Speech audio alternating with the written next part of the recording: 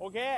เดี๋ยวเรา កម្ពុជាមិនចង់បានអ្វីទេកម្ពុជាមិនចង់បានទឹកដីរបស់អ្នកណាទេកម្ពុជាចង់បានតែសន្តិភាពកម្ពុជាចង់បានតែភាពស្អាតស្អំកម្ពុជាសូមរស់តែសុខ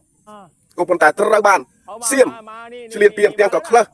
ហើយមិនត្រឹមតែប៉ុណ្ណោះត្រូវបានដាក់សម្លេងរំខានគ្រប់បែបយ៉ាងអស់ហើយមានតាំងពីឡានដឹកអាចក៏មានតាំងពីសម្លេងតម្លងក៏មានឥឡូវនេះធុងបាសក៏មានតាំងពីធ្វើខ្មោចក៏មានតាំងពីសម្លេងយន្តហោះក៏មានតាំងពីអាបតាំងពីអីឡើងសួរថាឯណាទៅអង្គការសិទ្ធិមនុស្សនៅលើពិភពលោកអង្គការសិទ្ធិមនុស្សនៃណាធ្វើឲ្យសៀមកើតអត់ចំណែកកម្ពុជាបានត្រឹមតែសោកការបានត្រឹមតែឈឺចាប់បានត្រឹមតែសម្រាប់ទឹកភ្នែកមានទាំងចាស់ជរាមានទាំងពោះធំមានទាំងអ្នកជំងឺមានទាំងកុមារតើអង្គការសិទ្ធិមនុស្សនៃណាជួយកម្ពុជាបានអត់ឲ្យធ្វើឲ្យថៃបានអត់បានធ្វើមិនបានទេសូមមេត្តារំលាយចោលទៅพอแล้วลงมาเยอะแล้ว អានេះខ្ញុំសុំប៉ុណ្ណឹង พอแล้ว ហើយខ្ញុំសង្ឃឹមថាបងប្អូនច្បាស់ជាជួយ share គ្នាដើម្បីជួយរកយុត្តិធម៌ឲ្យប្រជាជនកម្ពុជាផង